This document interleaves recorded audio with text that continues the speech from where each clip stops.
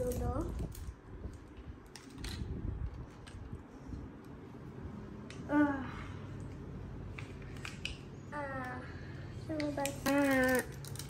Enak. Okey, kita kena letak butter. Apa? Ini? Ini, okey. Ni kena potong ke letak dulu? Letak semuanya aja. Oh my god. Okey, ditutup.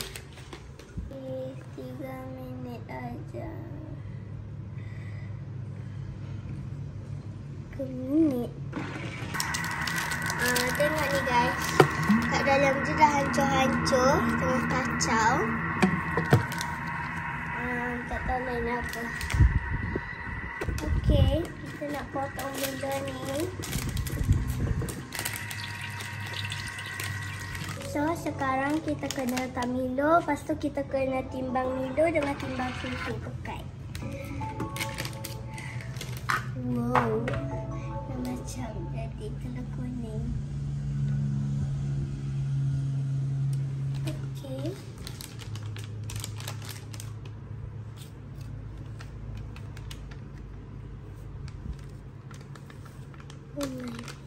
Tak semua. Kemudian kita letak serbuk. Okay. Serbuk Hershey. Okay guys, kalau nak letak coklat coin pun boleh.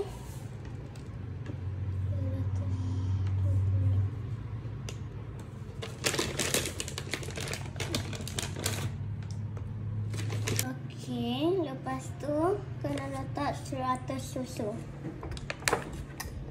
Ya.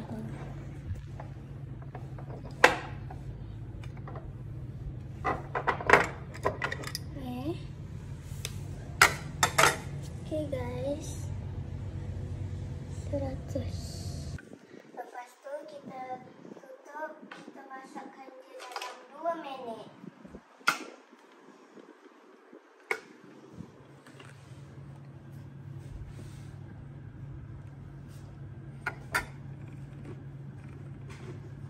Okey, lepas tu kita letak biskut Mary, beli dekat Lotus, murah je.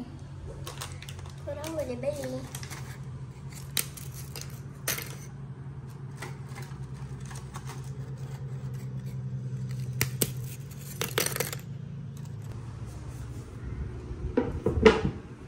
Okey, jadi dah siap.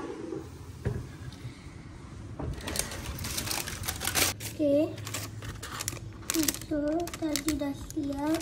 Sekarang kita kena letak biskut. Lepas tu tekankan dia. Lepas habis letak biskut tu, kita kena letak dia punya coklat. Yang biskut-biskut tadilah. Jadi kita kena letak semua. Tapi ni baru letak sikit lah. Okey, kemudian kita kena letak dekat peti ais selama 1 malam.